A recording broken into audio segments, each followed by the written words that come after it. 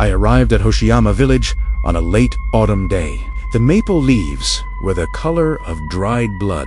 I was here to study local legends, a folklore enthusiast chasing whispers on the wind. From the train station, a long, winding trail led me through a towering bamboo forest. The only sound was the crunch of my own footsteps on a carpet of dry leaves. It was an unsettling quiet, a prelude to the stillness that awaited me. The village itself was nestled in a small valley, a collection of old wooden houses standing silently at the foot of the mountains. From the moment I saw it, I felt a deep, unnatural calm.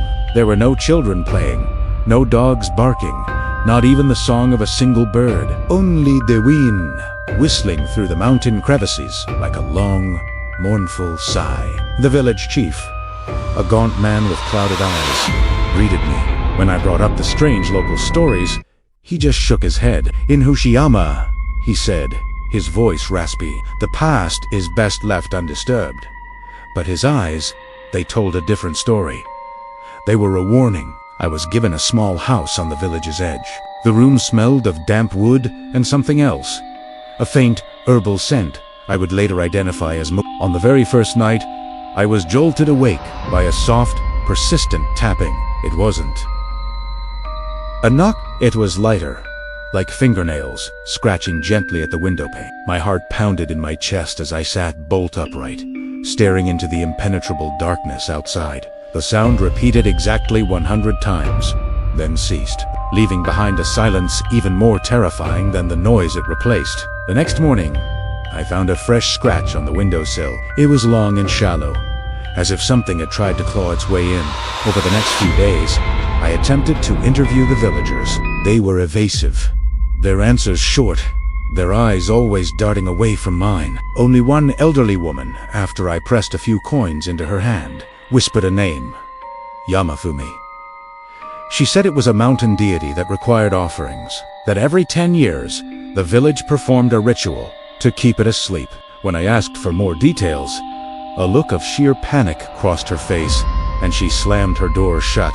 That afternoon, I decided to explore the forest behind the village. The air grew colder with each step, my footfalls swallowed by the thick, damp foliage. I eventually stumbled upon a small clearing, cordoned off by frayed white ropes.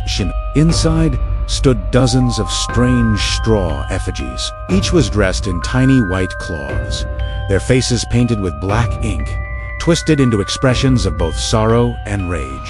The air was heavy with that same pungent scent of mud. As I lifted my camera to take a picture, a sudden, violent gust of wind shook the effigies, making them creak and sway. It sounded like a chorus of whispers. I turned and fled, an overwhelming sensation of being watched, of countless invisible eyes following me, prickling at the back of my neck. That night, the tapping at my window returned, but this time it was faster, more frantic, almost angry. I pulled the blanket over my head, my breath catching in my throat, desperate to make no sound.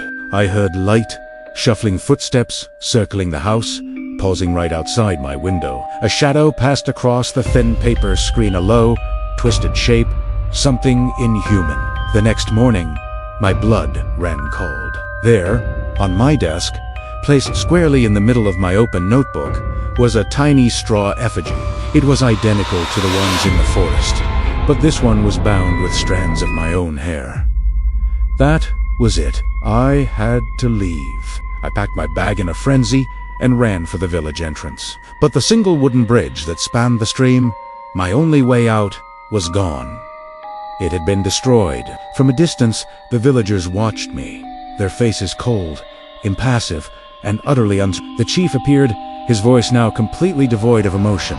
He explained that I had trespassed on Yamafumi's sacred ground. My presence, he said, had disturbed its slumber. The ritual is about to begin, he stated flatly, and this time we have our offering. I was dragged, kicking and screaming, to an ancient shrine deep within the village. The central chamber was pitch black, lit only by a few flickering candles. The scent of mugwort was suffocating. Villagers in white robes formed a circle, their faces obscured by grotesque wooden masks. They began to chant, a strange, ancient melody that rose and fell like the sighing of the wind. It wasn't a song of praise. It was a lullaby. They tied me to a wooden pillar in the center of the room. Kindling and bundles of dried mugwort were piled around my feet. I screamed for help. I begged for my life, but my voice was lost in their hypnotic song. Tears streamed down my face, but no one even looked at me. As the chief approached with a lit torch, I caught a glimpse through a small opening in the shrine's wooden wall.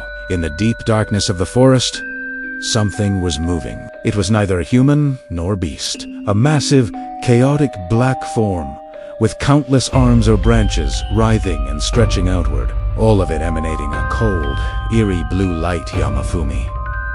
And it was hungry.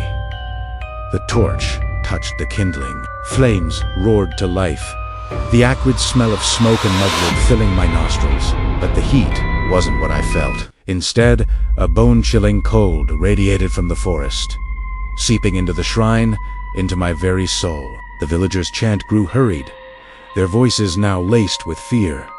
Then I felt a pull, not on my body, but on my mind. My memories, my thoughts, my emotions, everything that made me was being drawn out, pulled towards that colossal entity in the darkness. My vision blurred, replaced by a torrent of strange, alien images, ancient mountains forming the slow, deep dreams of the earth itself, and an eternal, crushing loneliness too vast to comprehend. This wasn't death. This was assimilation. The chanting abruptly stopped. The fire still burned, but I no longer felt its warmth. There was only an overwhelming silence and a newfound awareness vast, ancient and terrifying. I was no longer me. I had become a part of the mountain's loneliness, a part of its slumber. And in that moment, I understood. The ritual wasn't to offer a sacrifice asterisk to asterisk the deity. It was to feed it an outside soul, a new dream, to keep it sleeping so it wouldn't awaken and consume them all. They didn't kill me. They simply made me a part of the mountain's dream. From within this vast, shared consciousness, I can feel them. The orders. The souls who came before me, swallowed by this place, forever part of this eternal silence. We are waiting for the next curious traveler, the next outsider who wanders too close, so that we are not so alone in this endless darkness. Look, a car is stopping at the edge of the village road.